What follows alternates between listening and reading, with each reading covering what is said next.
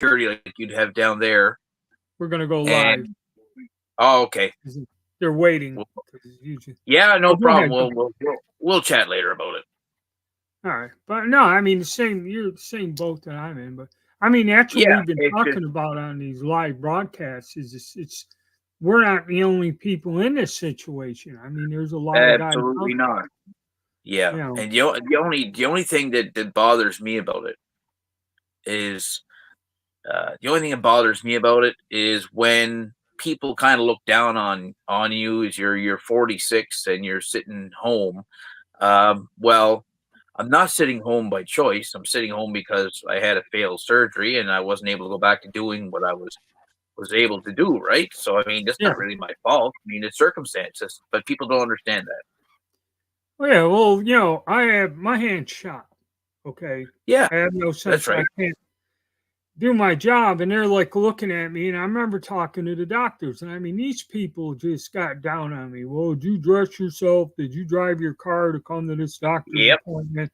And I mean, they just, and then now you got a bunch of armed bandits in Chicago that are pissed off because they can't get a job. They're not getting their benefits, and they're bringing these people in from God knows where and handing them almost $2,000 a month, buying them groceries, getting them cars, and all this other stuff. Yep. And same up there. Yeah, I mean, people are getting upset. Yeah, it's the same thing up here. I was talking to a friend of mine the other day, and she was telling me she was off sick for a while, and she works at a Tim Hortons, so it'd be like your Starbucks.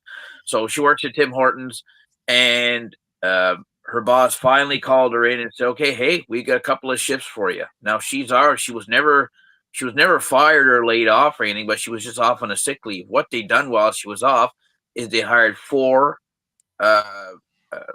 foreign workers to come in, and they divided all her shifts with them. So she got 2 shifts in 9 weeks. Oh. So, I mean, that's a slap in the face. Now, the reason they do it is what she told me is the government is actually subsidizing wage and benefits and whatnot. And so the employers, you know, they're looking, well, if I can hire 4 for the price of 2, why wouldn't I? Yeah.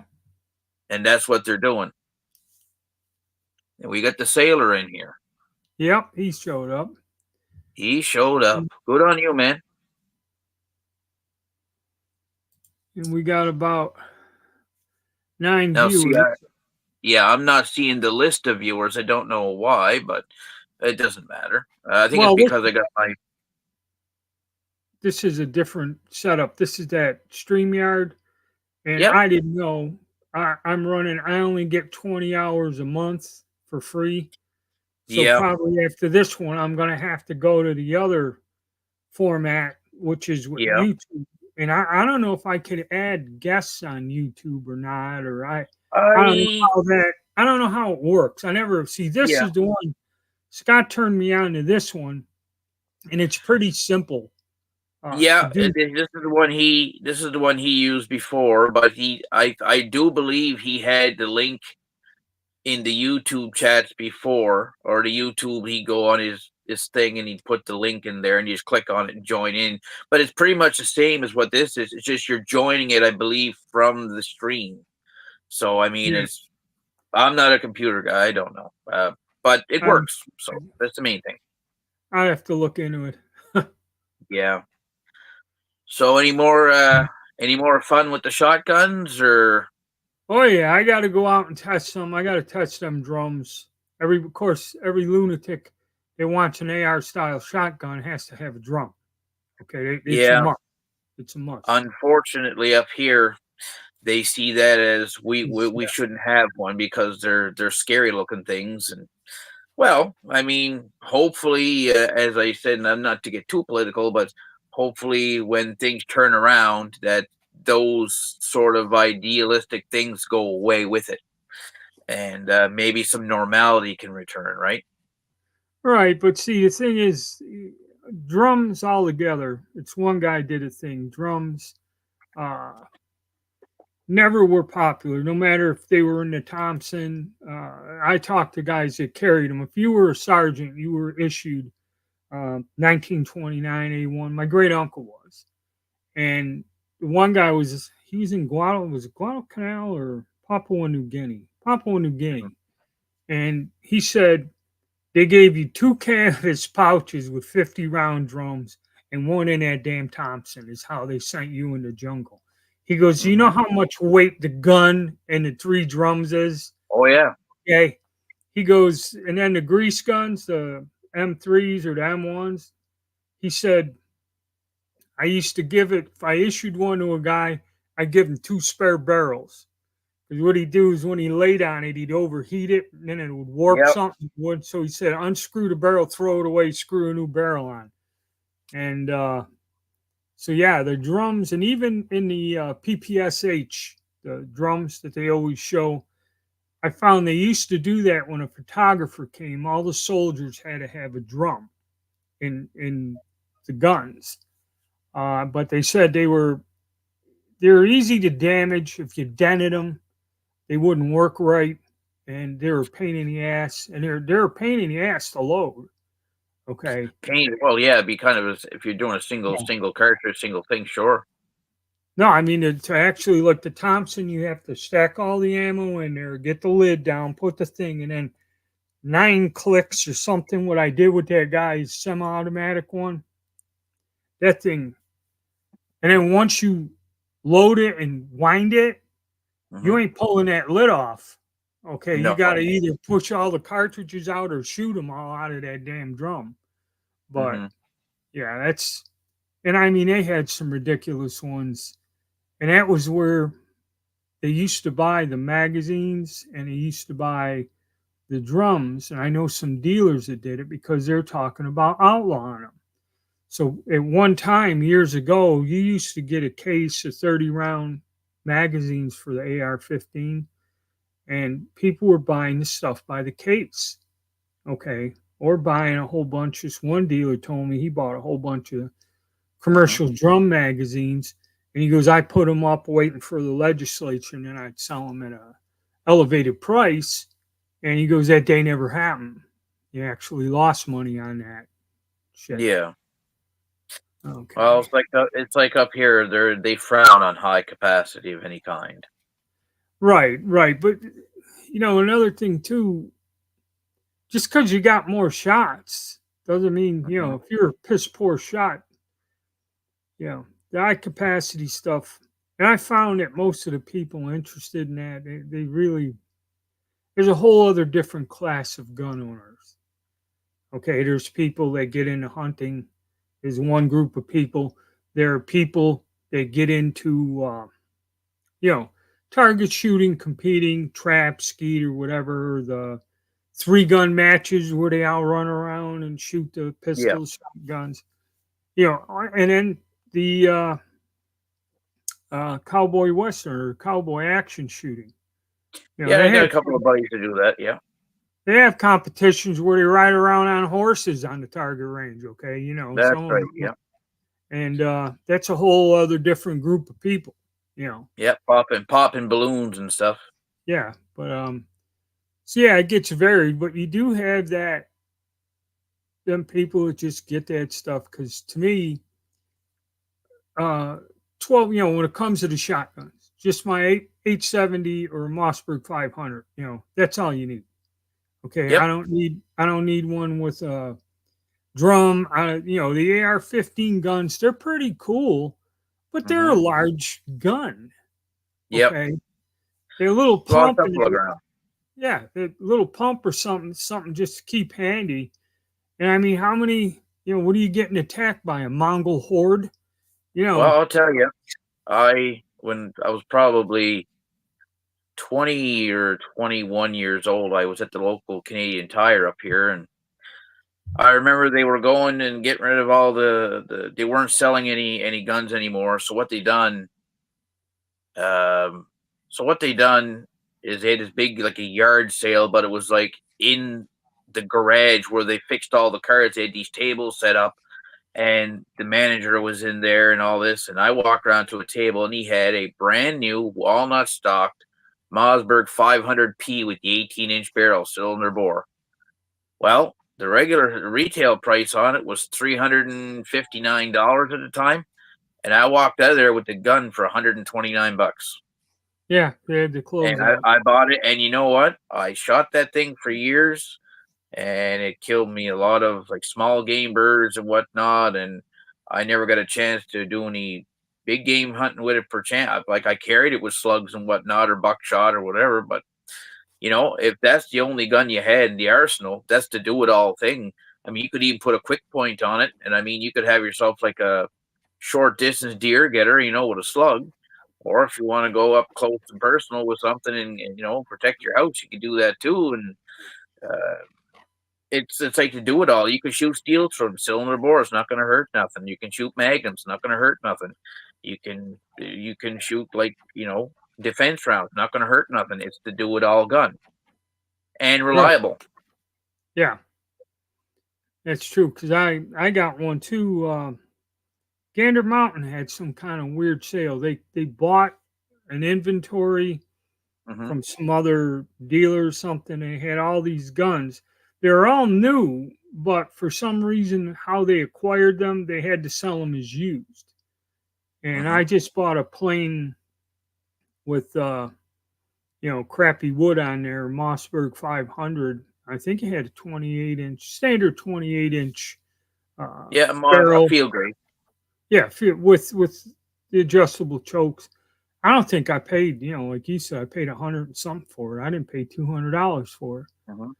Gave Yeah, it to my yeah. nephew. He didn't like it. I changed the stocks on it, and I ended up because I Mhm. still got my 870. So I ended up Yeah. somebody's wife wanted to go hunting with something, and I got rid of it that way. The only pump gun that I got left here is my dad's Winchester Ranger 120, which is essentially a Winchester 1300 with the corn cob style pump on it, with the wind chokes. And I've shot that was my first duck gun, and I couldn't even venture to guess how many rounds I put through that thing as a kid. I just, like my dad said, if you don't wear that thing out, it'll never wear out. And it had belonged to his brother, had passed away, and he left it to my father, and it was just like brand new. And then dad had it, and my dad was never a duck hunter. Like dad was like take the Cooley gauge 16 gauge rabbit hunting guy, or go past some snares. He was never really a get in the boat and go with your buddy duck hunting guy. So he gave me the gun, and I put my fair share of lead magnum. And up here we had the Imperial ounce and 7/8 number 4 Magnum 3-inch. And when you let those things go, I'm going to tell you, whatever's 50 yards in front of you, if you got a bead on them, it's coming down and coming down quick. So I mean, I countless boxes of those, and probably why I got steel pins in my shoulder today. But and play now. Could I do it anymore? I don't know. I haven't hunted duck in the last probably two seasons for sure. I did go a couple of times the season before, but I really minded it. Especially when you get in the moment, you're shooting a lot of rounds fast, and it really smacks you here. And I tried shooting left, but with a right-handed gun, when you're ejecting the shots, they're flying right across your nose. So you know, Yeah, it's kind of awkward. So it's you can do it, but getting it like as far as the pump shotguns, if I was to buy one now, and I was going to put money on something, and I was going to say, well, I want to be affordable, I want to be reliable, and I want to be like long term. I don't think a person would go wrong with a Mossberg 500 or an 870. Well, actually, you know what?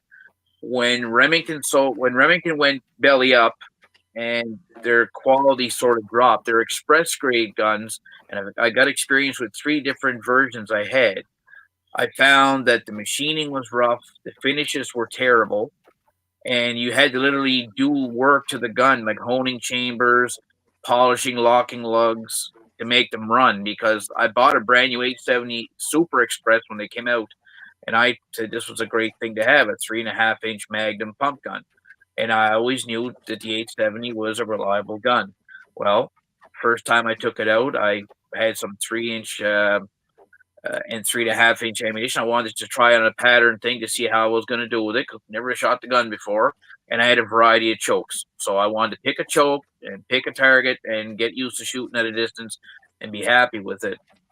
And my first shot, I had to literally take the gun and just bang it on the ground to knock the shell Yeah. out. And what was happening is that there was a burr in the chamber at the lead of the throat, and it was actually digging into the brass and holding the shell in there.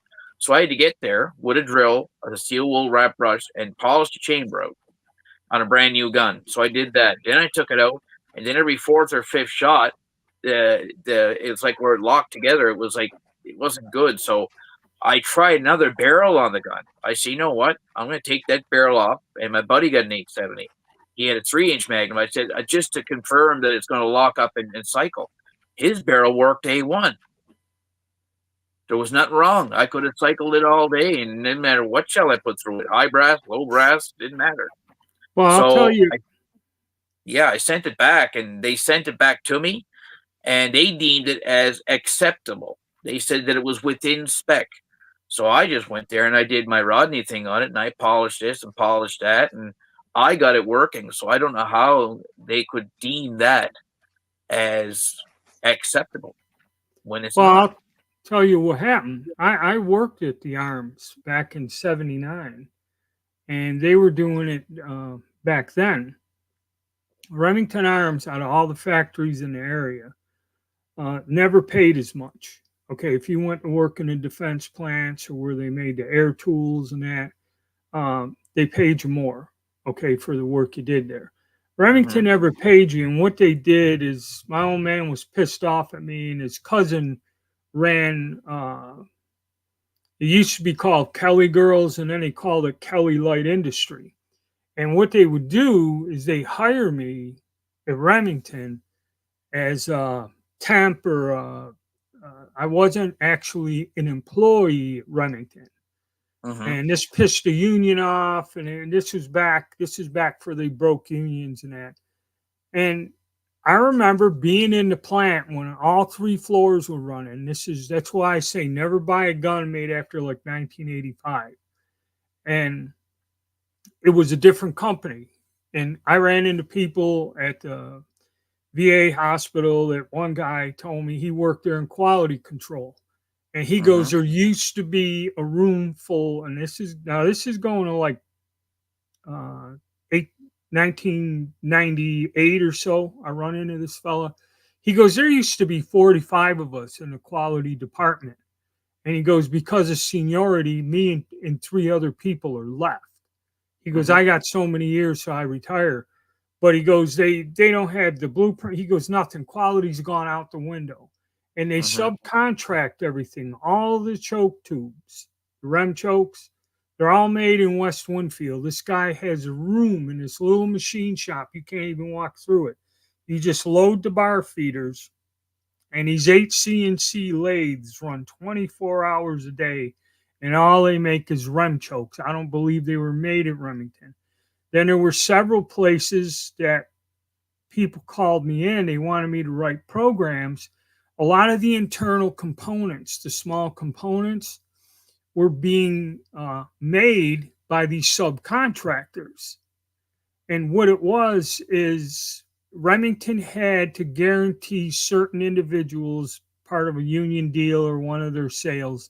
So all of these people that used to make all these components on different machinery, like there was a lot of manual mills, they were guaranteed that they could go until a certain point where they were able to retire. And then they would get rid of the hand fitting and all that other stuff. And that stuff was being eliminated.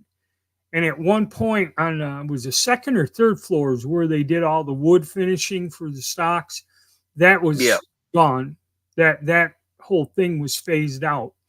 And they were subcontracting so many of the small parts to these other places. And then towards the very end, when you got hired there, when I left in 2004, a friend of mine worked there, and they paid people minimum wage. They were paying people minimum wage. And then they did this thing in 2004, 2005, if you were hired after a certain point, if they were paying you $8 an hour, you would go in there, you'd clock in, you'd work your 8 hours, you got paid $8 an hour. They paid no medical benefits, you had no paid days off. So if they were closed on Christmas Day, you didn't work. Okay, or Thanksgiving, they closed 2 days. You just didn't work 2 days and you got nothing. You didn't get no paid vacation, no holidays, no nothing. And that's how they did it towards the end. What? Yeah. But But you think a big company like that would, you know, the money they made over the years, it would be like any other large firearms outlet or ammunition maker. The money that they make is, I mean, you sit there and you look at their figures. I'm sure that there's no there. Well, I can tell you what knocked Remington out was when they had that big lawsuit with the Model 700, right. and that put a damper on them, and they had a lot of guns to repair and fix and whatever, and basically. But you think of all the years they ran before that, they started way back when, and I mean, they had to have made money to last that long. There's no way that they should have actually taken and said, we got good workers here, we're turning out a good product, let's keep it going and stay on top of the game. And by the sounds of it, they just said, you know what, greed took over and it nipped them because, well, look where they ended up. No, it kind of didn't, because if you study the history of the factory itself, Remington was never really given a contract like Colt. Go back to the Civil War. Colt was making a pistol, charge the government $20.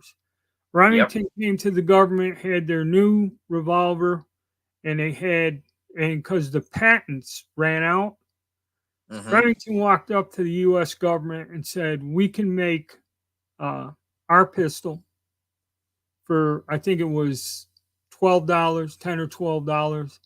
And they go, we'll even, if you don't want our gun, we can reproduce the Colt 1860. He goes, the same price.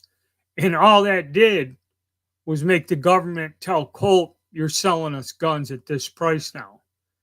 And of course, they did buy some from Remington, but the one that they really made out on was the single shot rolling blocks. That was like the AK-47 in the late 1800s. They sold millions of them, but very few were sold to the U.S. government. Okay. Yeah. And as they went, historically, the company faced bankruptcy so many times because they would make so many, like they had a rush of these guns, but then all of a sudden they wouldn't get orders because most of the weapons they made for the military were made for foreign countries, a lot of South American countries. Under contract. Yes. And a lot of these contracts went bad. That's why they used to sell in the old days. It's like South America would order so many rolling blocks. They said, we want 40,000 of them. So they finished the contract, say, okay, we got your 40,000 guns. Well, we only got enough money for 32,000 of them. So Remington would send them the 32,000, whatever was left over, they just put an ad in a newspaper or magazine and sell them. And that's why there's a lot of weird old military guns up there in New York. You used to find them because people would just buy them to hunt with them. They made the Mosin Nagants. Then the Tsar got overthrown. That almost totally destroyed them when that happened. Okay, I had one of those here. Remington made one. They had a pile of them guns and bayonets and everything, and then the government doesn't exist. They actually had to ask the U.S. government to buy some of them guns from them, so they didn't close their doors down there. So I don't really know how it's run. I think it's run, the company, obviously there's no owner. It must be run by a board of directors or something like that. Yeah. Okay, because Savage Arms, which is another gun maker in Utica, and Mm-hmm. I think his name was John Savage or something. What he did is he eventually sold the company to an investment. There was a board of Yep. directors, and Yep. I think that's what the story is. But they've almost went bankrupt through their history several times. There he is. The geek himself, Yeah. Remington. What did you say? Remington almost went, oh, It's a, boobs up more than once. Yes. But yeah, somebody put in the comments that the 3.5-inch 12 gauge rounds really thump you. Well, I won't. I won't say they don't. But I'll tell you, there's even you go look at some 1.5 ounce, 2 3/4 rounds, the old double X Magnums and the old Remington Express buckshot loads and stuff. They can pack a wallop too. yeah. I mean, the express rounds. That's why I say, see,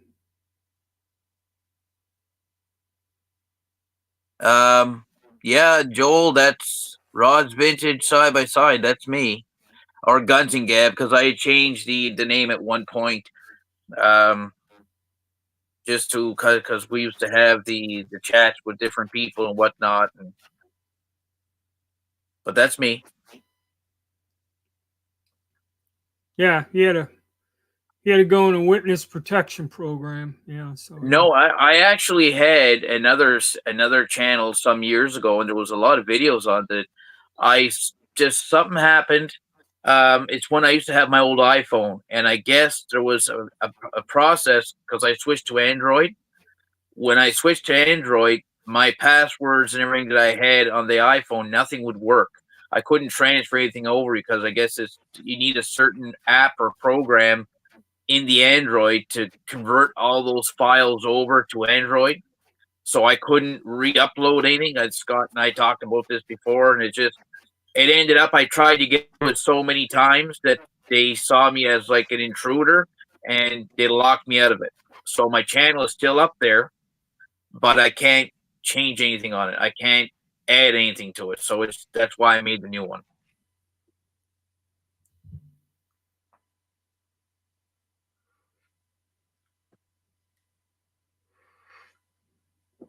yeah, And the yeah. It's sailors sad. Yeah, tits up liability. But it's sad they went. But yeah, they did. Their quality control went out the window, and they started making junk, and the company struggled. There were a lot of political things, and running any business in New York State, it's impossible. The way they tax you, it's kind of Yeah. like the way the electricity was charged. Because there was Remington Arms, there was Union Fork and Hoe, there was some other company. I think they made some sort of textile equipment, but they were all in the vicinity. And Mm-hmm. the factories, it's like they took, if there were 4 factories, they Mm-hmm. took the bill for the 4 factories and somehow divided it 4 ways, okay, depending on the size of your plant. But as each place closed down, they increased the charges for the electricity. So you could, if there were 4 of them, I remember Union Fork and Hoe left and something else left. It left Remington and that. And they were dividing that whole bill in half. And that's what was destroying them. Okay. And that's why they weren't paying the employees nothing. And that's why the quality control went to shit. Mm-hmm. And because I've talked to guys that back in the 60s, 70s, if there was something wrong with a Remington gun, they put it in a box, go to the post office, mail it with a letter, and say, hey, this one guy said my gun's patterning a little off.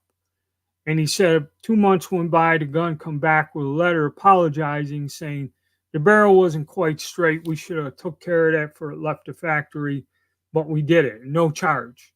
And he took the gun out, shot it, and it patterned the way he wanted. Okay. And like Mm-hmm. you're saying, you send the damn thing back, they You're lucky to probably get it threw back. it. Yeah, that, and they just probably looked at it, said, yeah, and then sent it back to you. Well, it was like my Super Express when I got the guy I bought it from, I told him what it was doing, and he said, "Well, the most I can do is I can send it in and get a hold of the rep that he dealt with." And the guy said, "Yeah, okay, we'll send it in." So, uh, in Canada, what they done is there's a place called Gravel Agencies. Now, Gravel Agencies is basically a distributor to a repair place where Remington or Browning or Winchester or somebody would say that they allow this gunsmithing place to do the authorized repairs. Because of Right. course there'd be issues for me shipping my gun to the U.S. Remington plant. Right. There'd be import laws. So this is the way for us to get ours repaired. So I sent it to them, and they sent it to a shop. It was gone for a bit, came back, and nothing changed. It's still jammed round, it's still stuck rounds, and the guy's excuse was basically, you got what you paid for. It's their bottom of the barrel version, so there's nothing that he could do with it. So I took it upon myself. I'm not going to make it worse, I don't think. So I just started, got there and polished this and did that, and it ran better. But in the end, what happened?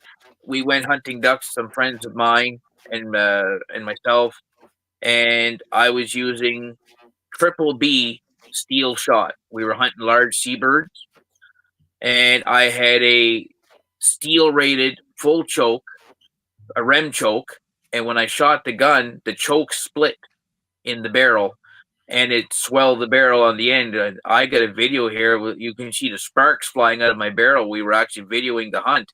I got the bird. I shot the bird. But when I went to go home and clean the gun up afterwards, because we were around salt water, I went to go remove the choke tube and clean it out, and I couldn't budge it. No way in hell could I move it. And I'm not a weak boy. And I tried, and I was going to break the wrench. So I got there with my calipers, and sure enough, about 2.5 inches behind the muzzle, here's Yeah. a ring bolt. So what happened was that triple B steel shot swelled it in the choke, and the choke might not have been in spec, or it might have been a little too constrictive, even though on the choke tube it said steel full mod lid, and that's what it was rated. So I said, okay, call the guy I bought the gun from, and they were trying to say that no matter what, steel is not rated for a full choke. That was their excuse. So I ended up taking the gun, and I took it to a gun show with me, and a guy from Prince Edward Island took it. He wanted to make a deer gun to go hunting other places. So he bought my gun for what it was. You could still shoot it, but he bought it to put a deer barrel on it. And I basically gave him away almost a brand new gun, and I told him what happened to it. And he said, that don't surprise me, but he put a Hastings slug barrel on it. And to this day, I'm assuming he probably still has it, but that's what he had to do to make the gun anywhere to work well. He put a quality barrel on it, and getting back to quality control is the whole darn thing. You look at some of the other, like the shotguns. I'll talk about the Turkish stuff. Look at the one that I had. Okay. And there's going to be people out there saying, well, yeah, you were talking about Turkish shotguns being this and that. You had an expensive one. Well, you're right. I did. But just because you spend money, it doesn't make it any better or worse. If you get a lemon, you get a lemon. So, I mean, I went on a forum and I asked people about different things that they had with their guns, and nobody had the problem that I did. The problem that I had, that could have resulted in bodily injury. That thing could have fell off its ear and could have blew somebody's legs off in front of me, and without my knowing. And I mean, that's a $1,200-$1,300 gun. And here's the thing: when you take these things to get repaired, like my neighbor did with his Canuck gun, that the fore end blew apart, he couldn't get a fore end anywhere. He literally had to get it directly from the company that made it over in Turkey. And it took him 6 months to get a fore end here. So I mean, what kind of, you're spending that kind of money on that gun, and you need a part. What would be the sense in having that if the repairs and the parts aren't available? It's a real downer, because I mean, they look pretty. They're nice looking guns. You look at the CZs, the Hughlus, the Yildiz, the cars, they're all made in the same place, and they're basically all the same frame. And what they do is they'll make a generic frame and they put their twist on it. So when you buy a Yield side by side and you go look at it in a car, like I had a Churchill, they're the same gun. The stocks, everything fit on them. There's nothing any different, but the internal mechanisms are different.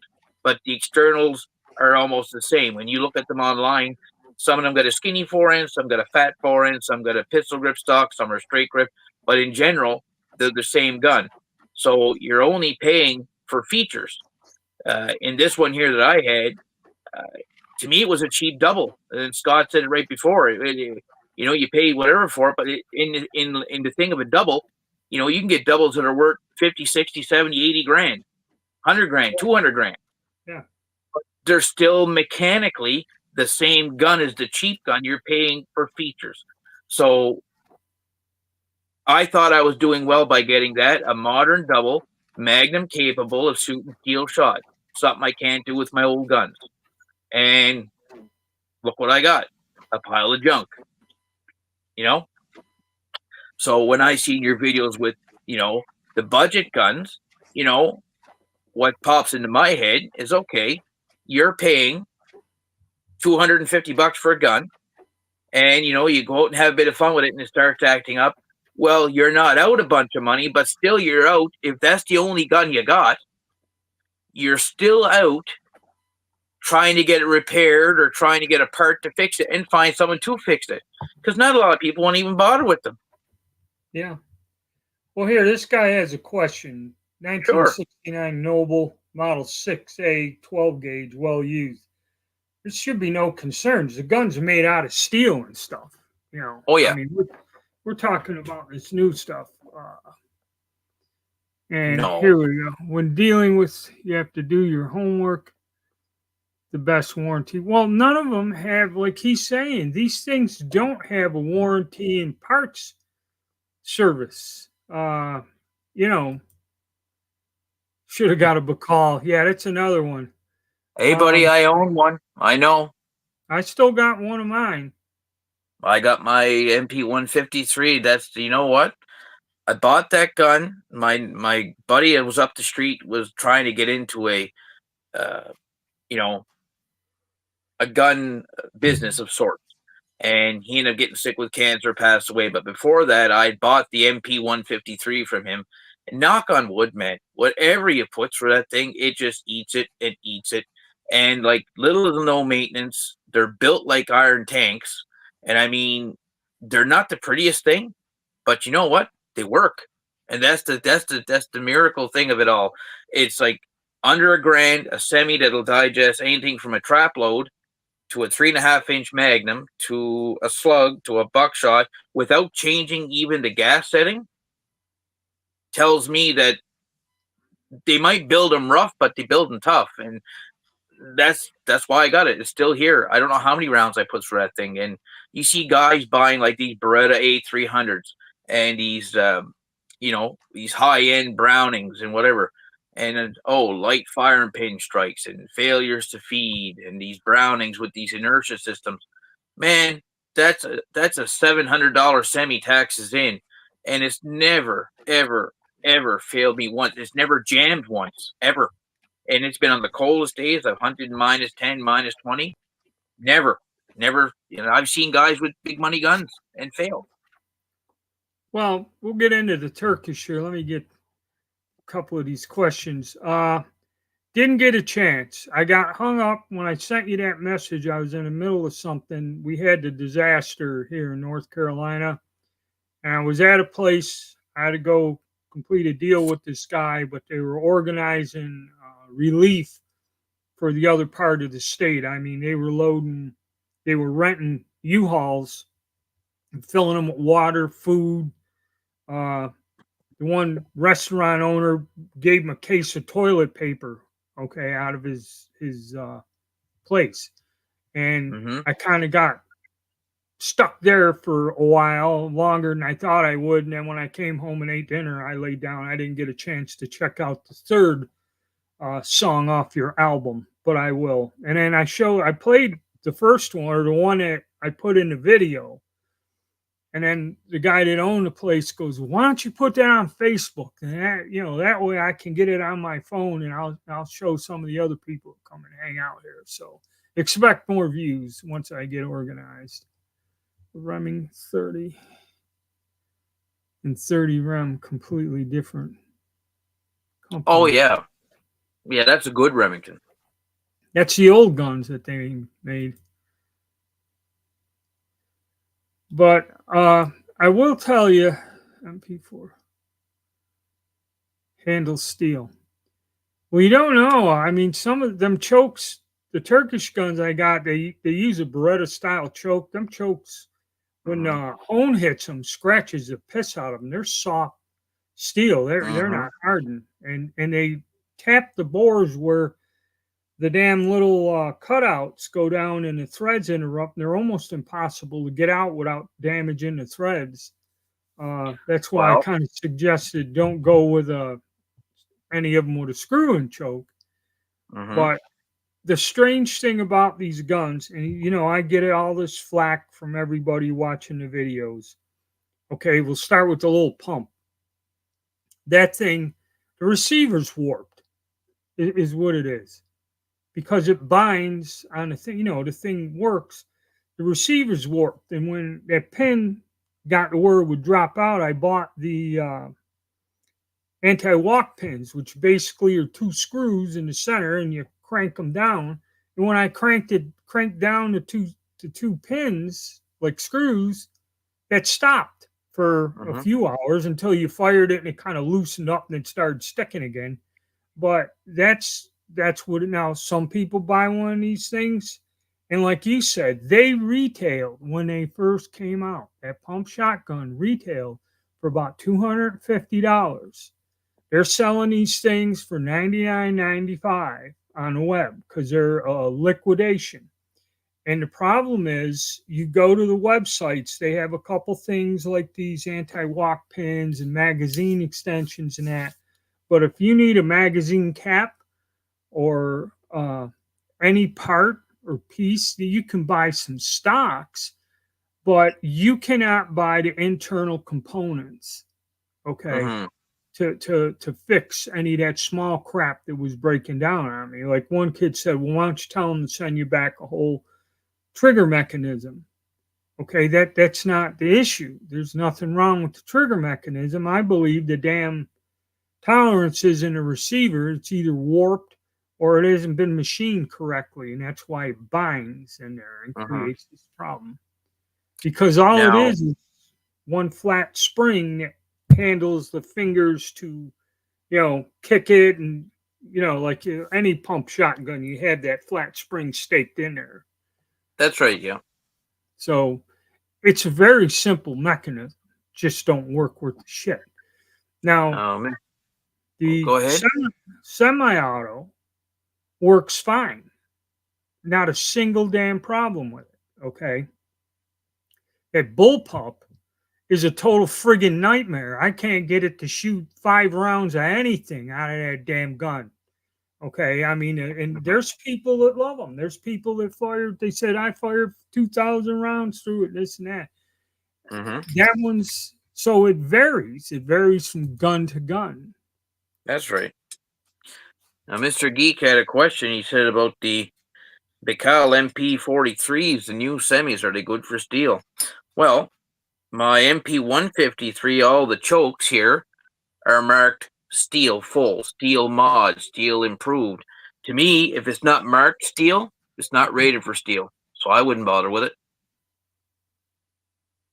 It might be worth a while to invest in a set of quality choke tubes rather than part a rib or bulge a barrel or, cause some damage. Yeah, that's true. Maybe they could send them over to the other side of the state because they don't know. A lot of these people, that's another thing. Several people that live here, their families live up in them cities that have been, there was a dam that broke or something. And we're talking, there's a lot of people missing. So a lot of people are nervous about their family members and that.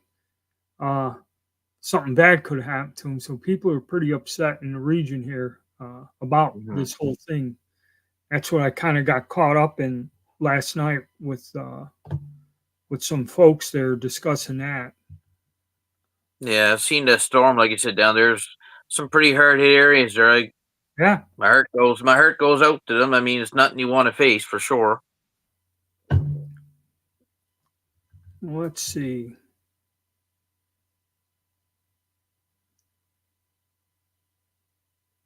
Pedersen device.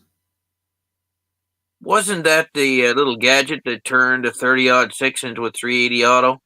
Right, but that guy designed. He worked uh, at Remington or something, or Hmm. was an engineer there, and he designed a couple semi-automatic pistols and some other things. Hmm. He was a design engineer, I believe, and Remington did market a couple guns that he designed way back, like around in the 20s and that. Hmm. But those pumps are, and yes, there's a lot of small moving things in them things. You know, MP43 by call. Well, that's what I said. I just made reference that my chokes are marked for steel. So if you remove the chokes and it doesn't say for steel, I would assume that maybe they are not for steel. Okay, run made in Florida. I doubt it's made in Florida. I think that's the importers. That's the companies. It's the same shotgun will have a different name, and some come from Arizona, Florida, and other places. They're all being made like uh, back in the day. You remember, Rod, the single barrels and double barrels of the 1880s, 1890s. There's Hmm. about 50 different friggin' company names on them, but Yep, trade they all name could have guns. they all could have come from the same place, And I Hmm. think that's what's going on here.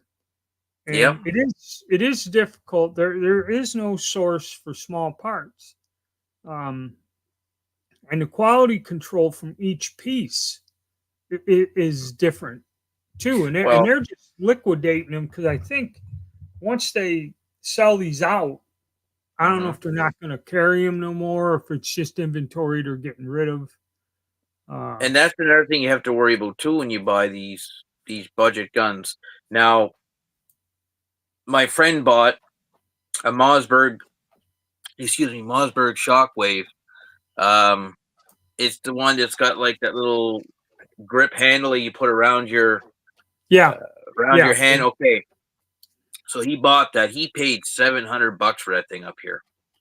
But rest and be sure, if something lets go on it, I'm sure Mossberg could fashion a part or mail them a part or whatnot.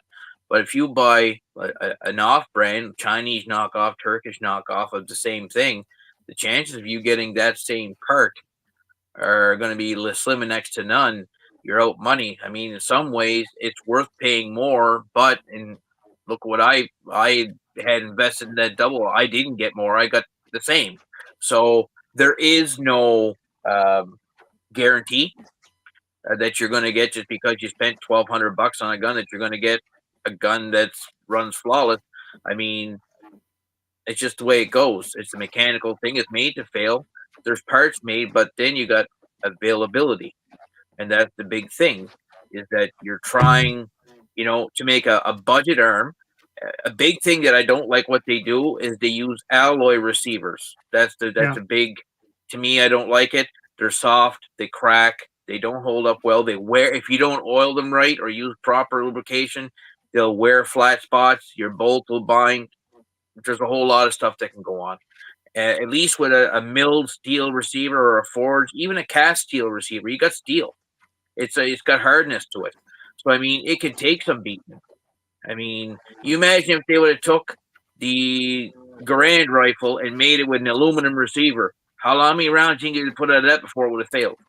You know? Well, the thing is, how they get away with the aluminum receiver is your lockup still steel and steel on the Mm-hmm. like on the pump.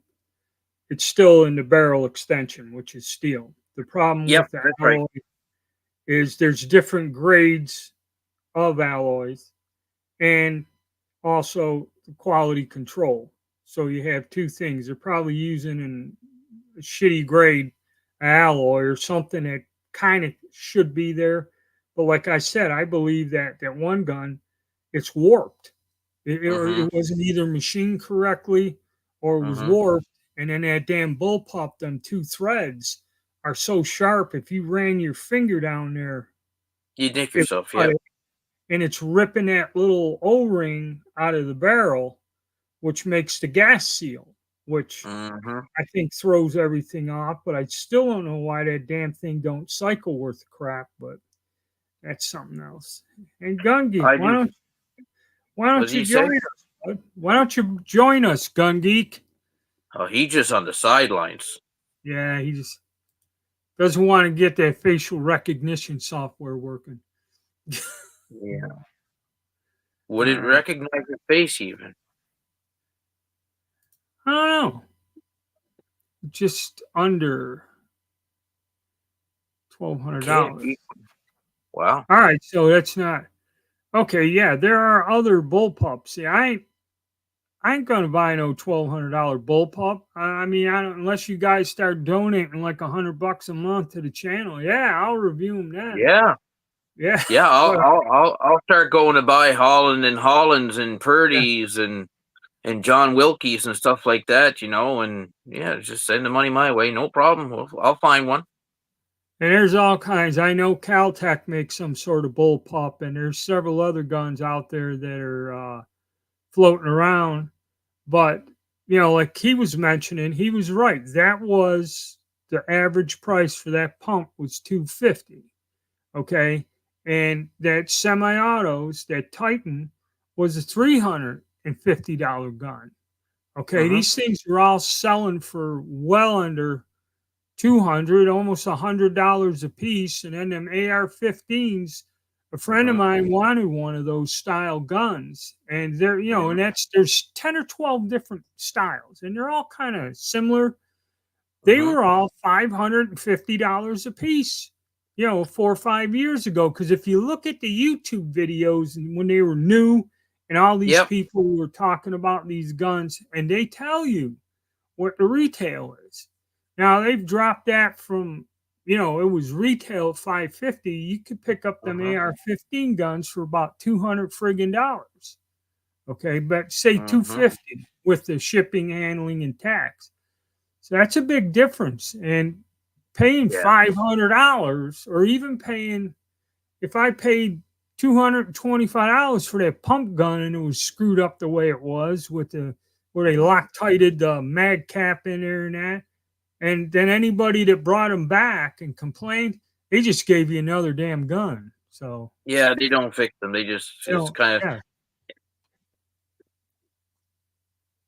you can buy them. Somebody does make 30 REM cases. They started making them again because 6.2 something Remington Special is actually formed out of a 30 REM case. And then I guess when they set up the machinery to make those, which that's becoming rare, uh, what was it? 6 point, I forget the name. I got a rifle in that caliber, the Remington.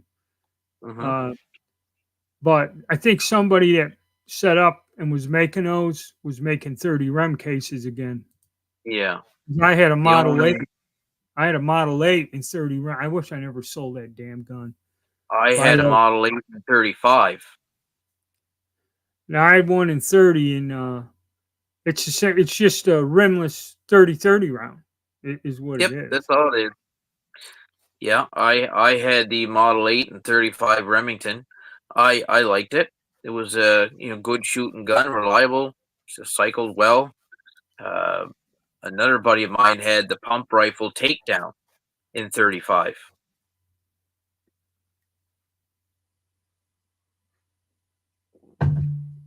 Can't get a Think of word in edgewise with Rod there.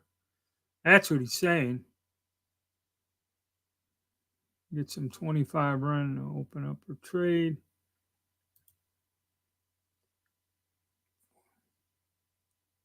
$14's around, yeah. And yeah, it's 6.8 SPC. That's what it was. the 6.8 SPC. Well, Mr. Geek had his chance. He could come in and say all the words he wanted. He's got to join the show. All right, Peanut so Gallery. they shortened them. 30 rem is 2.2 inches long. So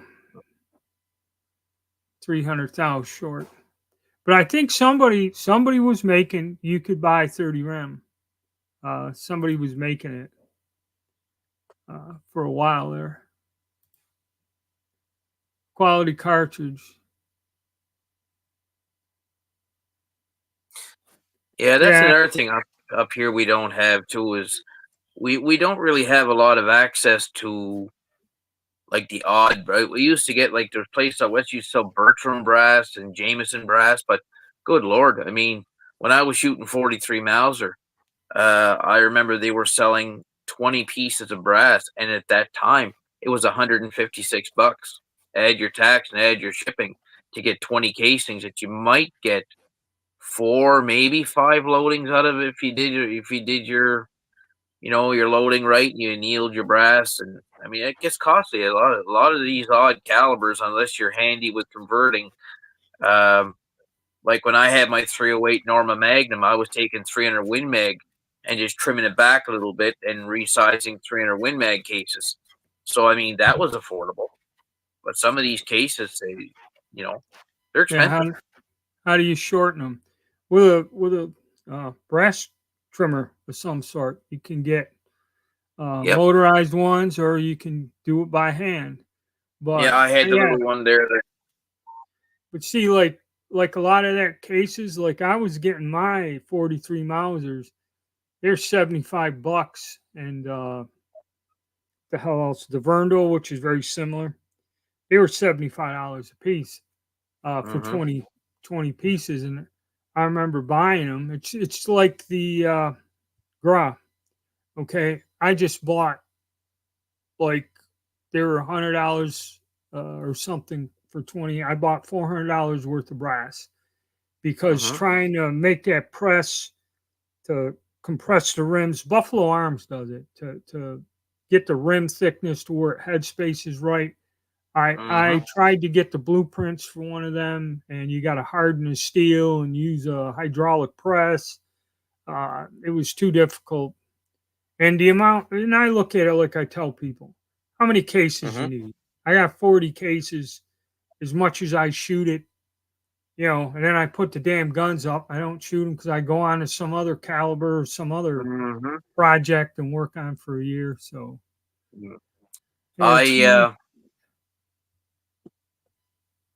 well, if you anneal it and make yourself some expanding plugs, that'd be the way to go. And another thing too, a lot of guys go with the full size resize all the time, and I experienced this with 303. If you're shooting one particular rifle with all your brass and you've already got it shot to the chamber size, really all you got to do when you reload to avoid stretching the brass and overworking it is neck sizing. That's another option people have too, right? As long as you're shooting it in one gun. If you can get neck sizing brass, which I think you can, because I got 6.5 that I could use for just about anything. I have a few odd different 6.5s. Turn down to 30. Let's see what else we got. At the range, we have a garbage can there. Some people do. I knew guys that used to just go empty the buckets into a box every time they come to the range, but you don't know what the hell's in there unless you're trying to resell them. I used to go to the range, like local ranges here, and really there's no shooting clubs hardly around here anymore. But deer season, you get guys that'll go there and they'll run a box to their gun or 20 rounds and they'll toss all.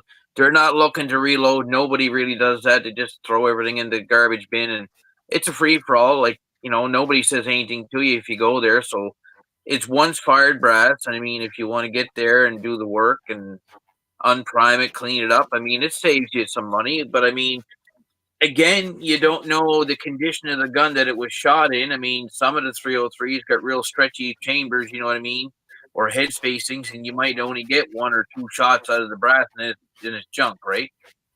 Yeah. You do it with a file made of 7.5 French. Well, you're a master craftsman there. I mean, I know.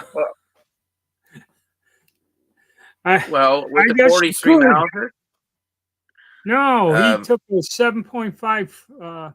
He made a 7.5 French, which is, I yeah, think, a rimless case from a mm-hmm. 7.62 Russian case, just to see if I can do it with a file. And Jeez. yeah, you probably you could, put it in your drill Mm-hmm. press and file away. Um, Well, but yeah, it's like loading a damn Berdan primers. Okay. mm-hmm. They did bring some in for a while, and somebody sent me a whole bunch of cases of 303 that he yanked the Berdan primers out. But now you can't find Berdan primers. They brought them in for a while, then that all stopped.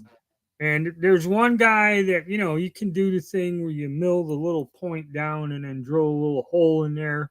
And they make little spacers that you can press in and then get a large rifle primer or something to fit in there. There's people that do that. But I Yeah, I mean, for see that.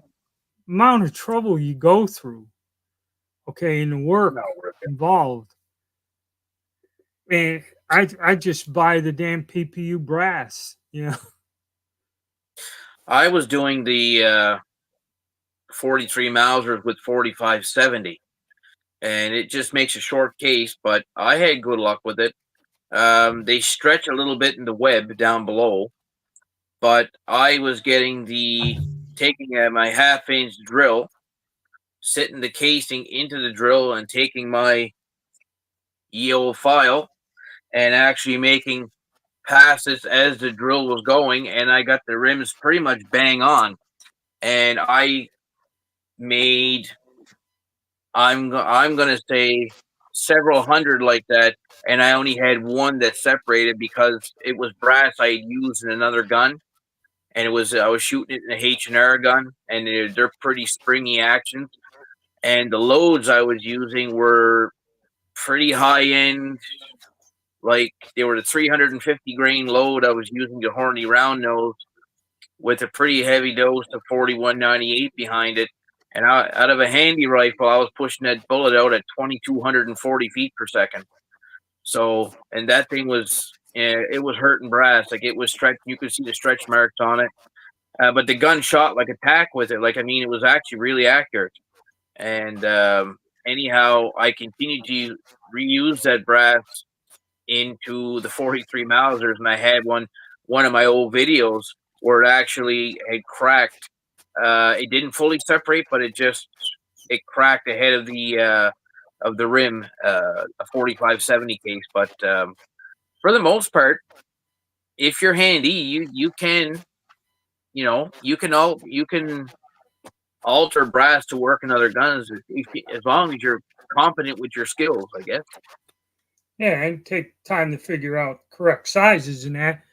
When I Mm-hmm. was in California, they threatened to kick me out if I took anyone else's brass. I said, "Oof." Honestly, every club has its own rules and liability and insurance. Somebody was telling me the other day that they were at a range where they got a restaurant and a bar on the gun range, and like my gun range, you can't consume alcohol before you show up, and there's no alcoholic beverages or anything or narcotics allowed anywhere on the property. Okay, but I remember some of the old fishing game clubs that did have, which would serve food and had a damn bar in them when you were Mm-hmm. out there on the range shooting. That's But handy. those are usually older clubs going back a long time ago. The laws and stuff have changed very, very much.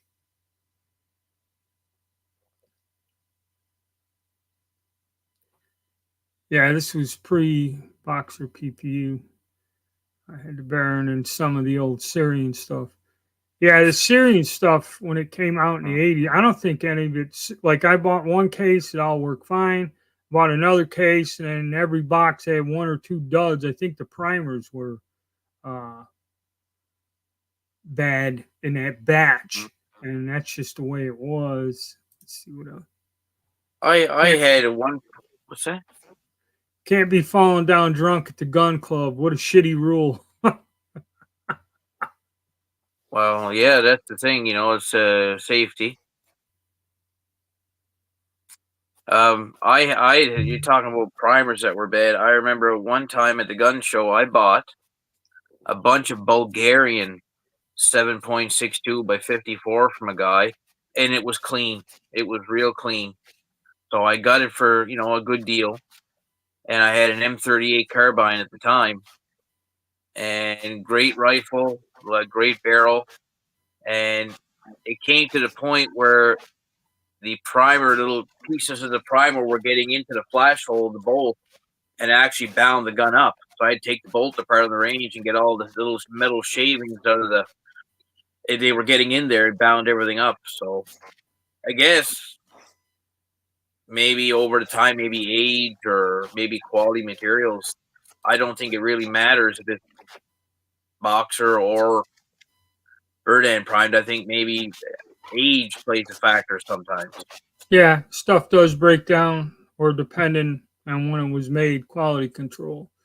Just bought two 60 packs of GP11 and LGS for $70 each. Wow, Ooh, miss the that's older expensive. days.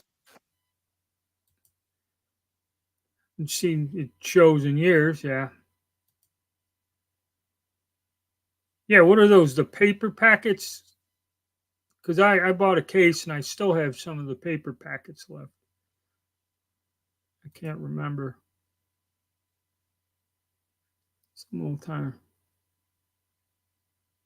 Yeah, Joel's the one up there at gun club.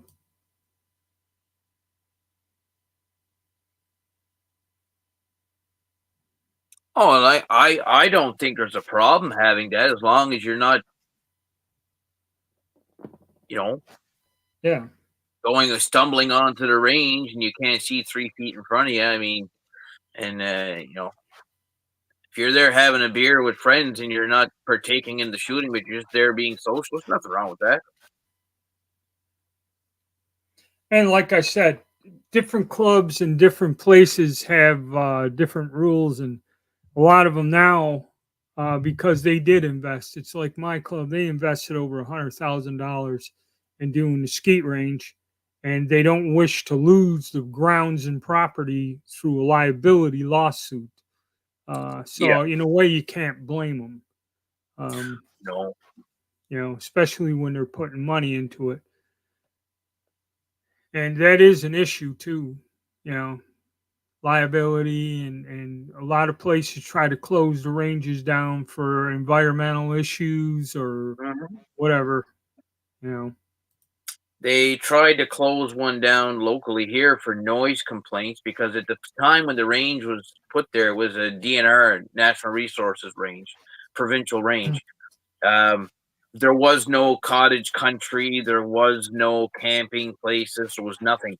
Then all of a sudden, a person bought the land around it and developed it around this lake and started selling lots. So you had people there hearing gunshots, and the distances were fine, but they tried to file a noise complaint, saying that the noise was disturbing and disturbing the peace and Well, is that interfering with pets and stuff like that. is that those developments that they sell to foreigners? They sell to anybody. Well, because there's gunfire where I live. It's not. See, we're Mm-hmm. not in the city limits. We live in the county. So Yeah. you can shoot here. The only problem is if I shoot something, chances are I'm going to hit somebody's garage, house, kid, dog, you know. Yeah. But some of the people on the edge of the development that there ain't nothing behind them but woods, Mm-hmm. some of my neighbors will shoot. and Yeah, there's nothing against it as long as it's done in daylight. You yeah. know, of I course, I then was on the range. Yeah, go ahead. there are some people who are trying to murder my pets, and you'd Hmm. hear some shooting at 2, 3 in the morning when they do their little marauding patrol through the neighborhood, and people take a shot at them. That's where they used to come and eat the dog food and lay flat on the ground and just eat one little bit of dog food at a time, so they couldn't get a beat on them. But 'cause Um, we got everything. We got deers, foxes, raccoons, geese. The guy has a lake on his property. The damn geese fly over the house all the time. You know. Then when the rabbit population gets a little out of control, like it does throughout the neighborhood, and you see about 20 cottontails, that's when the hawk comes mhm, back. yeah. I was on one of the local ranges one time, and I was approached by one of these people. They came up, and the first range rule is when the range is in use, there's a flag up and there's a gate that's there. You're not to pass that. So what does he do? He comes right down behind me while I'm shooting and says, "Hey," like that, and scared the living hell out of me. And I mean, I got a loaded gun there, and he starts chewing me out for shooting and shooting and shooting. He says, "Well, what do you? How many shots does it take?" And blah blah blah. I'm like, "Well," I said, "I've got the gun sighted. I'm just enjoying. I booked an hour's range time and just enjoying my time." I said. He said, "Well, this is a gun range." He said, "It's not a war zone." I said, "Well, that's your opinion on it, but I said I've got the right to be here." I said, "You don't." He says, "Well, you're ringing shots in our ears, and we're going to put an end to that." So sure enough, they did a petition. They put it around, and we laughed at it. Like 20 people said you're making noise, and the range has been there since probably 50 odd years. So I told him, I said, "Look, buddy," I said, "you're on pretty thin ice here." I said, I said, "Best thing for you to do, sir, is just go home." And I said, "If you want to talk to the call DNR if you got a problem, don't come to approach here." I said, you didn't read the range rules when you walked in here. You just broke a rule." And he didn't know what I was talking about. I said, "Well, that yellow stick right there with all the rules on it, you broke the first one. You don't enter the range unless you have it booked. You have no right to be here." And he just walked in, and I said, "Do you hunt?" He said, "No." I said, "Do you own a gun?" He said, "No, nor do I want one." I said, "That's also your choice." But I said, "I prefer to do this as a hobby and pastime, sir." And I said, "You're infringing on my privacy to do so. So I'm asking you to leave." He left. And then I was talking to a friend that was with the DNR, and they said, "Nah, guys like that, just ignore them." And you're right, they've got no right to be there. And he said, "We'll go talk to them." So sure enough, since that, nobody's approached the range and nobody's, you know, but I mean, that's just what they think they're entitled, right? Yeah, yeah. Well, I don't know. See, I don't have a problem. Of course, it takes me an hour to drive to my gun club, but it's out there in an area where there's a couple trailers down the road going to it, and I think the road goes to a dead end. I don't believe there's any homes or anything where it goes, and it's like on top of a mountain Hmm. plateau or something. And if you go around, you can see there's another hill up there. And I know a guy that lives there, and we can stand, in his yard, and it's like, I don't know, I'd say half mile away. We can stand in his yard and look down where the club is down in. Uh, so it's in a good place. I don't see anybody doing anything there. There hasn't been any complaints from anyone um, there. But yeah, some places, like you said, if they develop around them, yeah, then you're going to run into problems. Because I found some other place where we went to do our concealed carry permits that there is some sort of a small pistol range in a berm that this guy was using, and it's somewhere next to where they had a development. And he goes, they Hmm. keep trying to close this for the same reason, the noise. They don't want nobody shooting there, uh, kind of a issue. But you never know. So, that was interesting. Yeah, Turkish shotguns. What are you going to do with them? But Yeah, I'm about winding down. I gotta probably gonna go out. I gotta test that one drum and one of the other ones, and I don't know what I'm gonna do. That bullpup, I just might when I get some time, either give it another try or take the whole damn thing down. I can't really, for the life of me, understand why it's not Hmm. functioning. But Well, it could be, it could be just a fault in the actual machining. Like it's a pump gun you're talking about, right? no, no, it's the little bullpup semi-auto. Oh, the semi.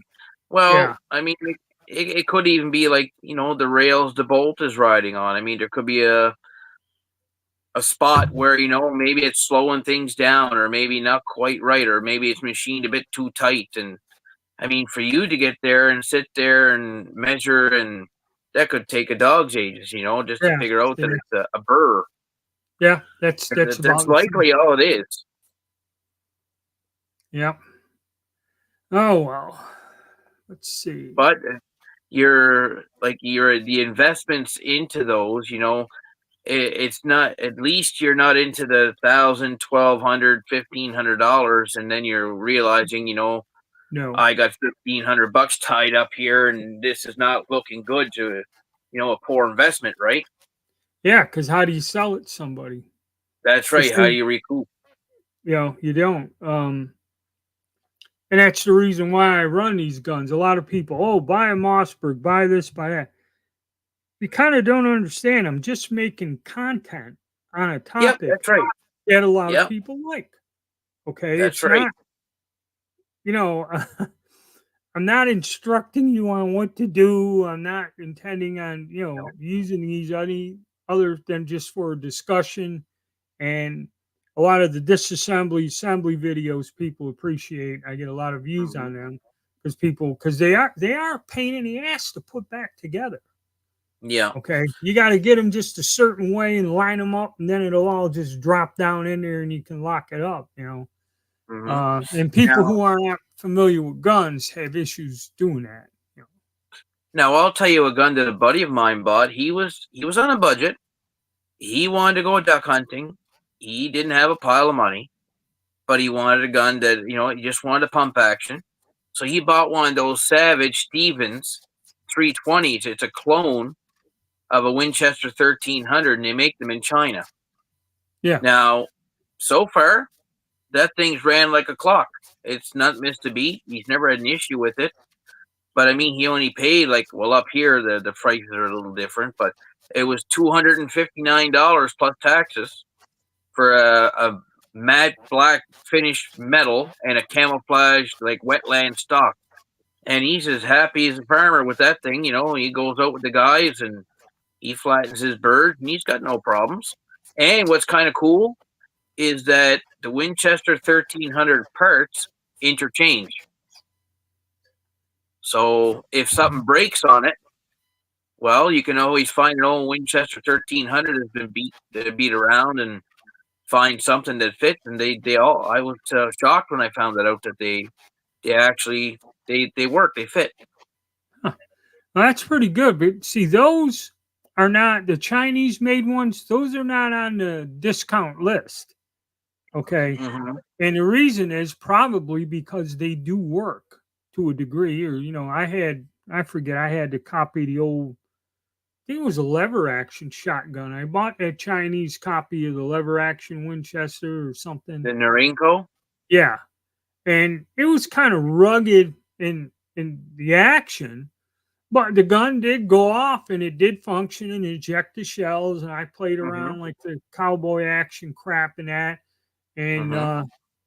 then it worked. Then I got tired of it, and because really, after I fire these guns, you tearing the backboards apart, and double aught buckshot or any shotgun shells aren't Hmm. cheap. I No, mean, the shotgun, you hold it, you point it, you fire, and it's like this. And as long as you know yeah, where it's going, what more do you need to do? I mean, how many times are you they're gonna not fire? they're not precision. I Yeah, mean, they're not made to be precision instruments. You know what I mean? They're made to yeah, do one thing up close and personal. That's the nature yeah. of it.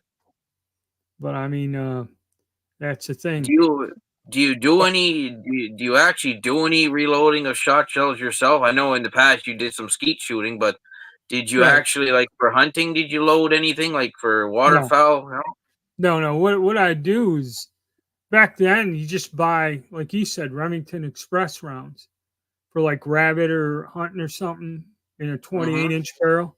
I just get the high brass rem loads, and that was it. I'd buy a box of 25 of them, like he said, mhm, pattern them, and then it's like that one guy's grandfather. We were deer hunting. He said I must have loaded these shells in the gun 50 friggin' times already. 'Cause you don't see nothing. You don't waste ammo. Um, mhm, but yeah, I never got into loading the heavier shot, and a lot of times you really can't. A lot of places didn't stock it. It was mhm. all 7, 7.5, 8, 9. Yeah, it's birdshot, Sometimes yeah. you might find 4 or Mhm, something, and then like double aught buckshot. Probably the best way to do it was to like buffer it. You count your pellets out and then put some buffer in there with a soft lead. But mhm, now they got all kinds of stuff for the amount you shoot. If I buy 100 rounds of double aught buckshot or something, or 150, and shoot one box, and the other 100, mhm, that's what I was happy. A lot of these shells I was mhm, using in the test I've had for 30 years. mhm. The deer Yeah, slugs, now, and yeah. So I just like, burned all of that up and replaced it when with. my buddy used to live not far from me, um, like, in one of my videos, I showed one of my shotguns that was recolor case hardened. That's what he was into. And him and I we'd shoot together. He had his own private range, and we would cast lead bullets and shoot like for 43 miles. Or we shot a lot of the same things, but we used to cast buckshot. Now I don't have that luxury anymore because he moved almost down where Scott's at now. That's quite a drive for me now. So the last box of buckshot that I bought was a 5-pound box of Hornady Triple O, and I paid $56 for it. And that's what it, and I still have some here. So I don't I don't do as much loading and shooting because a bag of lead up here now is like Mhm. $90 for 25 Ooh, pounds. Yeah. And I used to load steel shot, and now I can't find line steel powder since the coronavirus. And right. it's just nobody, it's hard to get reloading stuff, and it costs now, like, with powders. The only other powder I had listed for the wads I have was long shot and blue dot, and I couldn't find any aligned powder whatsoever. Like nothing, zero. See, that's the thing, when somebody was sending me, I seen an old video. Can you load something for me? It was like the Gra or something. And I said, I'm not even going to go there. I'm kind of backing off because if I start telling you what I'm going to want per round, you're not going to be happy with me. Uh, Mm-hmm. because number one, it's a pain. Number two, if you can find the components, Mm-hmm. okay, and that uh, I've since COVID, a lot of the odd stuff that I had that was ready to go for a lot of these calibers, I sold the stuff Mm-hmm. because I wasn't gonna be able to load it. I put aside enough for me, like I got some 50 round boxes full of all the different brass for them older things, and that's good enough for me. Um, and it is hard. It's hard, like 50-70 is hard. Any of the Mm-hmm. cowboy calibers, 44-40. Now they made a Yep. lot of guns. There's a lot of guns out there that'll shoot that. And Oh I yeah. can't believe that Starline isn't producing that brass. And even pistols in 4440. I've seen some guys with Or pistols. 3220. I think Mm-hmm. I bought because I had one pistol. I have one old Smith and Wesson at 3220, and I used to load it up at the gun shows for the gun shows. And I sold like 200 or 300 rounds of it to people, but now, you know, when you ever going to see it again? And it's very hard. And Mm-hmm. actually, if you're buying like 9 millimeter or 5.56, they're drowning in that ammo. And you can get deals online because I was talking about it, and one guy said with a coupon or sales or something, he bought 1,000 rounds of 9mm for $235, $240 delivered. Mm-hmm. Which is dirt cheap. Yeah, up here, we aren't permitted To buy in that like. quantity. Well, no, it's not to buy the quantity, but if I loaded some 43 miles, and like you said, I was trying to sell them, that's a big no-no up here. You can get some doo-doo. They won't let you down. See, that's what there's differences. You can load all you want for yourself. There's no what you can, for personal use. But if you're trying to actually market it and do something with it, there's laws there that say you can't do it without a proper Right, licensing it. yeah, you need a munition maker's license. I knew one guy in the province that had it, and it took him forever in the dog's age to get it. And he was actually an armorer in the military, and he had extensive background in firearms, whatnot. And it took him quite some time, and testing his loads and whatever. Finally, they issued him a license to manufacture ammunition. Well, here how it works. The law is again vague and insane. If me, just as a private person, and I don't have any federal licensing, okay, if you said, hey, can you reload me some boxes of 270 Winchester or something, I can do it. I can sell it to you. Okay. Mm-hmm. But if I go into where I have machinery and manufacture huge amounts and sell, I guess, commercially or something, or selling a quantity, or have a label with a company name on it or something. Uh, and if I held an FFL, because I know a guy that has an FFL, and what he was going to do is he was making cast bullets, and that's what he was selling. Okay, so he has an FFL, he has a business license, a tax number, and that. And he was looking to sell just cast bullets. And he said, yeah, I can sell the ammo and get the permit. It's just a matter of applying for it. He already has a federal license. But he goes, for me to do that, I have to have control groups, lot numbers, keep all these records and all this other stuff and do it. But he goes, if you make somebody 3 boxes of shells and sell them to them, you're not breaking the law. Now, if I had machinery in the garage and was pumping out 10,000 rounds because I wanted to sell some 6.5 Carcano, and this guy sent me an email, well, I need 1,500 rounds now, and I'll need another 2,000 rounds in a month. And I said, whoa, wait, man. You want me to make you 40, 60 rounds, 100 rounds? Okay. I said, this, I ain't got no factory. I'm not making this on volume. I'm just sitting around loading a few things for a few people. And I think it was ATF. Because this guy was talking, he wanted to purchase an extremely large amount. And I'm like, no. But see, that's the strange way the laws are. Now, what they'll do is they'll reinterpret these things without it going. See, the ATF will change the interpretation, and you could end up getting in trouble. It's got 3220 from Starline. Are they making the stuff again? Let's take a look.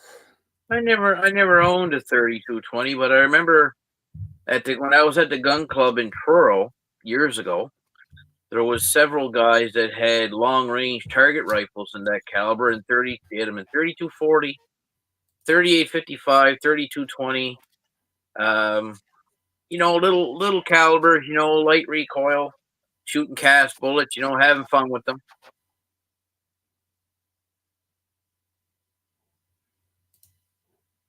I mean, the thing is with the 3220 is the case is so small that, I mean, you can use, like, there's a variety of powders that you use small doses of, because I'm sure bullseye could be used, or I'm sure that, like, small little the doses of unique or something. It's all it takes to get that going out the barrel, and there's no pressure dangers. You know what I mean? And you can have fun with it. You can shoot and have on a budget and still have fun, right?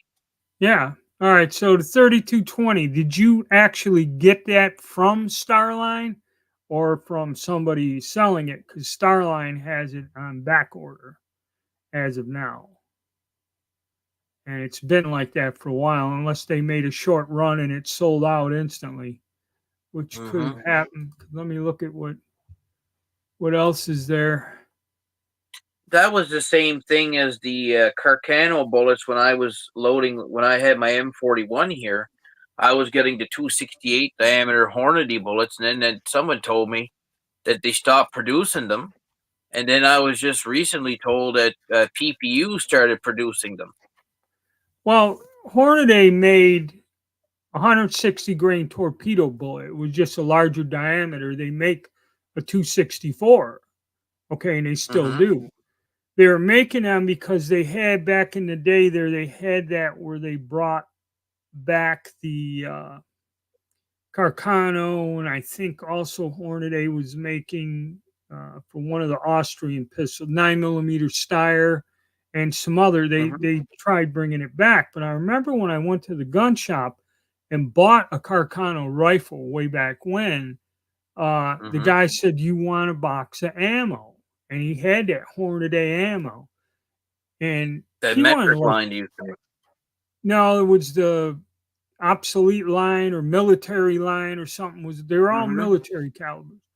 He wanted $35 a box for it back then, and that's going back 15, 20 years ago.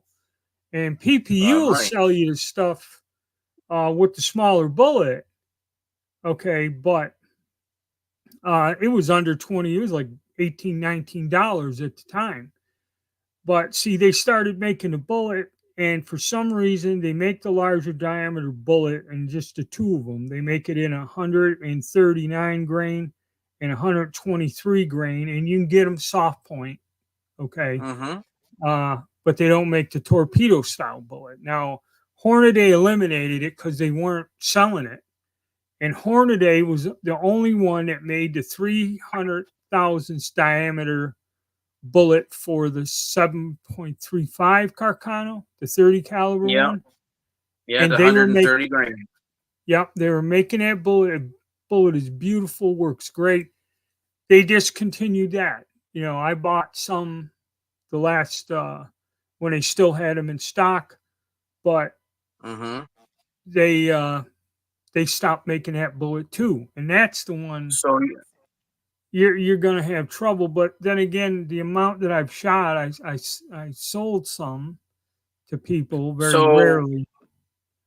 You'd be able to swage. You'd be able to use a swaging die and take like let's say 308 diameter bullets, like 125, 130 grain, and swage those down to that diameter and use them. Would they still?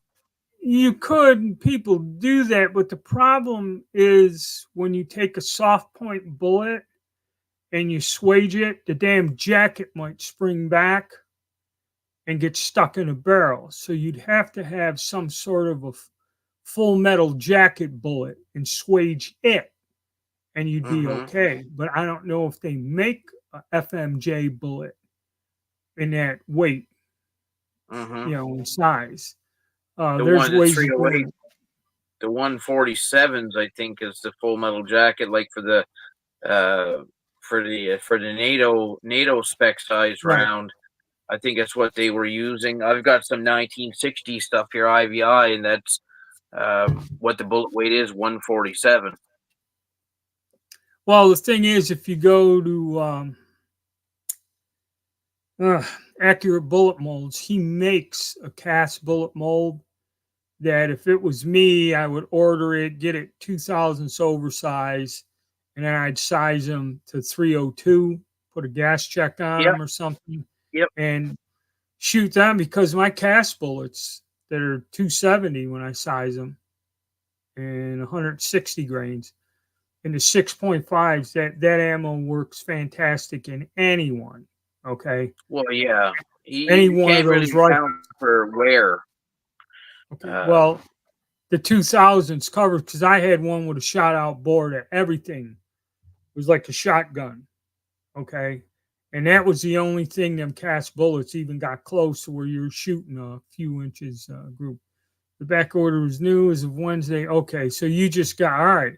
So it's like you got to sit on the website to see if they're making the stuff again. Yeah. You try it for years. They've been on back order for years. It's sizing the bullet, swaging them. Yeah, like you would take a 308 diameter and swage it down to 302 with a die and a press.